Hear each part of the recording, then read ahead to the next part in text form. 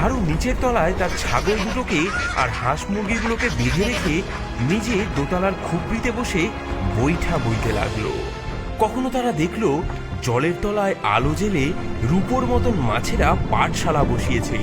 কে আসে? কে গো ভাসতে ভাসতে আসে? সে অনেক কাল আগের কথা। গঞ্জেশপুর গ্রামে থাকতো এক গরিব মানুষ, নাম তার হারু। এতই গরিব যে নুন আনতে পান্তা ফুরায়। কিন্তু হারুর মনে ছিল জোর আর বুকে ছিল সাহস। একবার কি হলো, সেবার ভয়ানক বন্যা এলো দেশে। আকাশ যেন ফুটো হয়ে গেছে। দিন রাত শুধু জল আর জল। গা গঞ্জ সব ডুবতে বসলো। সবাই যখন জিনিসপত্র নিয়ে উঁচু জায়গায় পালাচ্ছে, হারু মাথায় হাত দিয়ে বসে পড়ল। তার তো আর পালাবার জায়গা নেই। আর ডাঙা ঘরটা, সে তো এক ধাক্কাতেই তলিয়ে যাবে। হারুর ছিল একটা পুরনো ভাঙাচোরা ডিঙি নৌকো, ফুটো ফাটা, তালি দেওয়া। পেয়েছি, একটা বুদ্ধি পেয়েছি। কি রে হারু, এই ডুবু ডুবু অবস্থায় আবার কি পেলি? গুপ্তধন নাকি? তার চেয়েও বড় জিনিস কাকা, আমি ঠিক করেছি এই নৌকার উপর একটা দোতলা বাড়ি বানাবো। কি বললি? নৌকার ওপর বাড়ি? তোর কি মাথাটাই খারাপ হয়ে গেল নাকি রে? দোতলা বাড়ি? তা সেই বাড়িটাতে উঠবি কি দিয়ে? মই নাকি বাঁদর ঝোলা? নাকি জলের তলা দিয়ে ডুব সাঁতার কেটে? দেখোই না কি করি। আমার বাড়ি যখন নদীর জলেই ভাসবে, তখন আর ডাঙা খুঁজে মরতে হবে না। জল কমলে যেখানে খুশি ভিড়িয়ে দেব। তোর যা ইচ্ছে কর বাপু, তবে সাবধান, যা দিনকাল পড়েছে। যেমন ভাবা তেমন কাজ। হারু লেগে পড়ল কাজে। এদিক ওদিক থেকে জোগাড় করে আনলো ভাঙা কাঠ, পুরনো টিন, বাঁশ, দড়ি। গায়ের লোক হাসাহাসি করে, কেউ বলে পাগল, কেউ বলে ভীমরতি ধরেছে। হারু কিন্তু নিজের মনে কাজ করে যায়। নৌকার ফুটো ফাটাগুলো কোনো মতে সারিয়ে তার উপর প্রথমে একটা তক্তা বিছালো। তারপর বাঁশ পুঁতে কঞ্চি দিয়ে দেওয়াল তুলে পুরনো ত্রিপল আর টিন দিয়ে ছাদ বানালো, ঠিক যেন একটা খাঁচা। তার উপরে আবার একটা ছোট্ট ঘর তুললো। এই হলো তার দোতলা বাড়ি। দেখতে যে কি অদ্ভুত হলো, পুরো একটা তালপাতার সেপাই যেন নৌকার উপর দাঁড়িয়ে। কাজটা মন্দ হয়নি। দেখা যাক কপালে কি আছে। দুদিন যেতে না যেতেই হুড়মুড়িয়ে জল বাড়ল। গায়ের চালাঘরগুলো সব জলের তলায় তলিয়ে গেল। জয় মা গঙ্গা, যা থাকে কপালে। আর কি আশ্চর্য, সেই অদ্ভুত দোতলা বাড়িটা দিব্যি ডিঙি নৌকার উপর ভেসে চলল। হারু নিচের তলায় তার ছাগল দুটোকে আর হাঁস মুরগিগুলোকে বেঁধে রেখে নিজে দোতলার খুপড়িতে বসে বৈঠা বইতে লাগলো। ওরে হারু, তোর নৌকা বাড়ি তো সত্যি ভাসছে রে। তবে সামলে যাস রে বাবা, এ যা স্রোত। দেখতে কিন্তু খাসা হয়েছে তোর জলটুঙ্গি। চিন্তা করো না কাকা, ভগবান যা করেন ভালোর জন্যই করেন। আমার এই ভাসমান বাড়িতে কোনো চিন্তা নেই। ভাসতে ভাসতে চলল হারু। চারিদিকে শুধু জলে থই থই। কত গ্রামের পর গ্রাম ভেসে যাচ্ছে, কত মানুষ হাহাকার করছে। হারুরও মন খারাপ হয়, কিন্তু সে সাহস হারায় না। একদিন সন্ধেবেলায় তার নৌকা বাড়িটা একটা বিশাল বটগাছের ঝুড়ির সাথে আটকে গেল। গাছটাও অর্ধেক জলে ডোবা। আজ রাতটা এখানেই কাটাতে হবে দেখছি। জায়গাটা বেশ নির্জন। কি রে তুই? আমার কাছে নোঙর ফেলেছিস যে বড়? আমার অনুমতি নিয়েছিস? আমি হারু গো দাদা ঠাকুর, এই বন্যায় ভেসে বেড়াচ্ছি। আপনার গাছে একটুখানি আশ্রয় নিয়েছি, দয়া করে রাগ করবেন না। আশ্রয় নিয়েছিস? ভালো কথা, কিন্তু আমার ঘুমটা ভাঙালি কেন? কত আরামে ঘুমোচ্ছিলাম। আর তোর এই বিদঘুটে জিনিসটা কি? নৌকার উপর আবার দোতলা? জন্মেও দেখিনি এমন আজগুবি কাণ্ড। এ হলো গিয়ে গরিবের জুগার দাদা ঠাকুর, যাতে ভেসেও থাকি আবার মাথা গোজারও ঠাঁই হয়। বন্যা হলে তো ডাঙায় এক ফোঁটা জায়গাও থাকে না। বুদ্ধি আছে বটে তোর, তবে দেখতে বড্ড বেঢপ। তা এখন কি করবি? এই জলেই তো ভেসে ভেসে পটল তুলবি বলে মনে হচ্ছে। যতদিন প্রাণ আছে ততদিন তো চেষ্টা করতে হবে দাদা ঠাকুর। আচ্ছা, আপনি এই মাঝগাঙে অর্ধেক ডোবা গাছে একা একা কি করছেন? আর বলিস না, আমার পুরো ভূতের দল, মামদো, পেতনি, শাকচুন্নি, কে কোথায় ভেসে গেছে জানি না। আমি এই গাছটা আঁকড়ে ধরে কোনো মতে টিকে আছি। ভাবছি জল কমলে নতুন আস্তানা খুঁজবো। বড্ড একা একা লাগে রে। তাহলে এক কাজ করুন না দাদা ঠাকুর, আপনিও আমার এই নৌকা বাড়িতে চলে আসুন। দুজনে মিলেমিশে থাকা যাবে। আর তাছাড়া দুজন থাকলে পথটাও ভালো কাটবে, গল্প গুজব করা যাবে। বলিস কি রে ছোকরা? আমি ভূত আর তুই মানুষ, আমরা একসাথে থাকবো? তোর ভয় করবে না? আমি কিন্তু মাঝে মাঝে ফ্যাঁস ফ্যাঁস করে কথা বলি। কেন নয়, বিপদের সময় আবার ভূত মানুষ কি। আসুন আসুন, আমার এই দোতলায় অনেক জায়গা। আর আপনার ফ্যাঁস ফেঁসে গলা আমার বেশ মজাই লাগছে। ঠিক আছে, যখন এত করে বলছিস। তাছাড়া এই ভিজে ডালে আর বসে থাকতেও ভালো লাগছে না।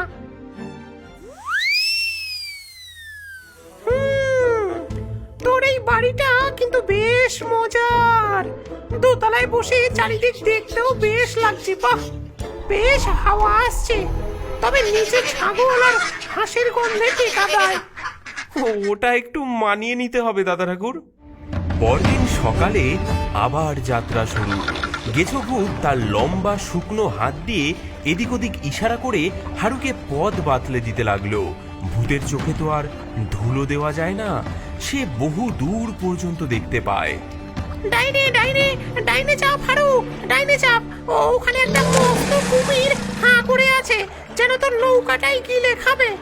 হ্যাঁ, বলেন কি দাদা ঠাকুর? বাঁচালেন যাই হোক। এই ওদিকে যাস না, ওদিকে যাস না হারু। পায়ে পায়ে চোরাবালি, একবার আটকে গেলে আর রক্ষে থাকবে না। সোজা চল, সামনে একটা ফাঁকা জায়গা দেখা যাচ্ছে। আপনি না থাকলে আজ নির্ঘাত বিপদ ঘটতো দাদা ঠাকুর। আপনি তো আমার দিক নির্দেশক হয়ে গেছেন। আরে আমি হলাম গেছো ভূত, গাছের মুখ ডালে বসে কত রাজ্যের খবর রাখি। আর এই বন্যা, এ তো আমার নখদর্পণে। কয়েকদিন পর তারা এসে পড়ল এক অদ্ভুত জায়গায়। দেখে মনে হচ্ছে যেন একটা ভাসমান বাজার। অনেকগুলো বড় বড় নৌকো একসঙ্গে বাঁধা, তার উপর দোকানপাট, কিন্তু লোকজন কেউ নেই, সব খাঁ খাঁ করছে। এ আবার কি কাণ্ড দাদা ঠাকুর? বাজার আছে অথচ মানুষ নেই, জিনিসপত্রেরও কেমন অদ্ভুত সব দেখাচ্ছে। আমার কিন্তু ভালো ঠেকছে না রে হারু। এখানে কেমন একটা ভুতুরে ভুতুরে গন্ধ পাচ্ছি। কে আসে? কে গো? কে গো ভাসতে ভাসতে আসে? নতুন খদ্দের নাকি? এদিকে এসো, এদিকে এসো এসো। আমার দোকানে ভালো ভালো জিনিস পাবে। জ্যান্ত মাছের তেলে ভাজা, কুমিরের ডিমের অমলেট, সাপের খোলসের চপ। কোনটা দেবো বলো? সবই তাজা, সবই গরম, স্পেশাল অফার চলছে। না গো জিনের বাদশা, আমাদের এসব কিছুই লাগবে না। আমরা শুধু পথ দিয়ে যাচ্ছিলাম, একটু জল তেষ্টা পেয়েছিল। সে কি? আমার এই ভাসমান বাজারের সুনাম শোনোনি? দূর দূর থেকে কত জিন, পরি, দেহ, দানব আমার খদ্দের। তোমরা কিছু না নিয়ে গেলে আমার বাজারের অকল্যাণ হবে যে। অন্তত একটা বাঁদরের আচার চেখে দেখো। হারু, এর হাব ভাব কিন্তু ভালো লাগছে না। দাঁতগুলো দেখেছিস কেমন ছুচালো? কেটে পড় এখান থেকে, এ লোক কিন্তু সুবিধের নয়। বাহ, তোমাদের এই জানটি তো বেশ। এ তো খাসা জিনিস। এটাকে বিক্রি করবে আমার এই পুরনো ভাসমান বাজারের বদলে? আমি এটা নিতে রাজি আছি। বলো কত দাম চাও? না না জিনের বাদশা, এটা আমাদের একমাত্র আশ্রয়, এটা আমরা কিছুতেই ছাড়তে পারবো না, এটা বিক্রির জন্য নয়। কি আমার প্রস্তাব ফিরিয়ে দিলে? এত বড় সাহস! আমি এই ভাসমান বাজারের মালিক জঙ্গলু জিন, আমার কথা কেউ ফেলতে পারে না। দাঁড়াও, আমি তোমাদের জাদু দিয়ে পাথর বানিয়ে দিচ্ছি, তারপর তোমাদের এই খেলনা বাড়িটা আমি দখল করব। আরো তোর নৌকার তলায় যে পুরনো মাছ ধরা জালটা আছে না, যেটা তুই ফুটো সারানোর জন্য রেখেছিলি, সেটা এক্ষুনি ছুঁড়ে মার ওর দিকে, তাড়াতাড়ি। জাল? ছেঁড়া জাল দিয়ে কি হবে? আরে জায়গা বলছি, কর না, সময় নেই। হারু এক মুহূর্ত দেরি না করে নৌকার নিচের তলা থেকে একটা পুরনো ছেঁড়া বড়সড় জাল টেনে বের করে জিনের দিকে ছুঁড়ে মারলো।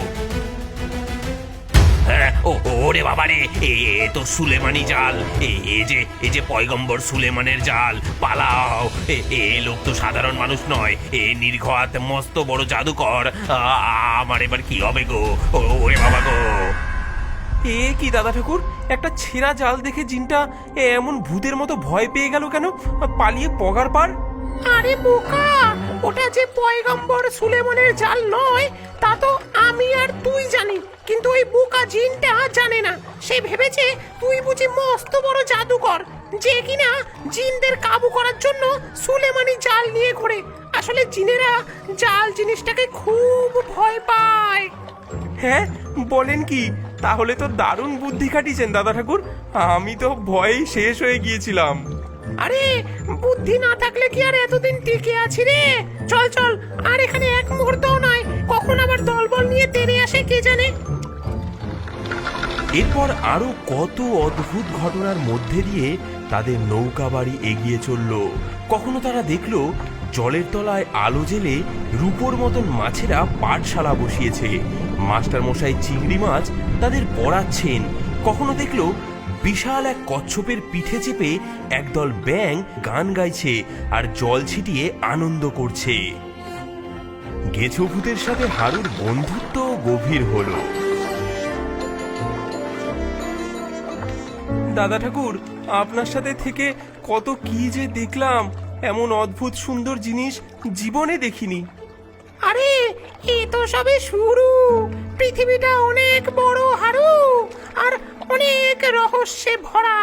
তুই ভাগ্যবান যে এইটুকু বয়সেই এত কিছু দেখার সুযোগ পেলি। অবশেষে একদিন বন্যা কমলো, জল নামতে শুরু করলো। হারুর নৌকা বাড়িটা একটা নতুন চরের উপর এসে ঠেকলো। জায়গাটা বেশ সুন্দর, সবুজ ঘাসে ঢাকা, আশেপাশে নতুন গাছপালা জন্মেছে। হারু ভাই, দেখেছিস জল নামছে? মনে হচ্ছে আমাদের যাত্রাও শেষ হলো। ওই যে দূরে একটা পুরনো অশ্বত্থ গাছ দেখছি, বেশ বড় সড়ো, ওখানে আমার আস্তানা করলে মন্দ হবে না। এবার তাহলে আমি চলি। দাদা ঠাকুর, আপনি চলে যাবেন? আমার কিন্তু একা একা ভালো লাগবে না, এতদিন একসঙ্গে থেকে কেমন যেন অভ্যাস হয়ে গেছে। তোর পাগল, এই তো পাশেই থাকছি, যখন ইচ্ছে হবে চলে আসবি আমার অশ্বত্থ তলায়, ভূতের গল্প শোনাবোক্ষণ। আর তাছাড়া তোর এই দোতলা নৌকা বাড়িটা তো রইলই, এমন মজার বাড়ি ছেড়ে কে কোথায় যায়। মাঝে মাঝে আমি তোর এখানে চলে আসবো আড্ডা দিতে। ঠিক আছে দাদা ঠাকুর, আপনার যখন ইচ্ছে চলে আসবেন, এই বাড়ি আপনারও। হারু সেই নতুন চরে তার নৌকা বাড়িটা ভালো করে বেঁধে নিল। বন্যার পর নতুন করে জীবন শুরু হলো। আশপাশ থেকে আরো কিছু মানুষজন এসে সেখানে বসতি স্থাপন করলো। হারু তার অদ্ভুত দোতলা নৌকা বাড়ির জন্য আর তার সাহসিকতার জন্য গায়ের মধ্যে খুব নামডাক হয়ে গেল। সবাই তাকে এক ডাকে চেনে ভাসমান বাড়ির হারু বলে। আর সে মাঝে মাঝেই কাজকর্ম সেরে গেছো ভূতের সাথে গল্প করতে তার অশ্বত্থ তলায় যেত। তাদের বন্ধুত্ব অটুট রইল।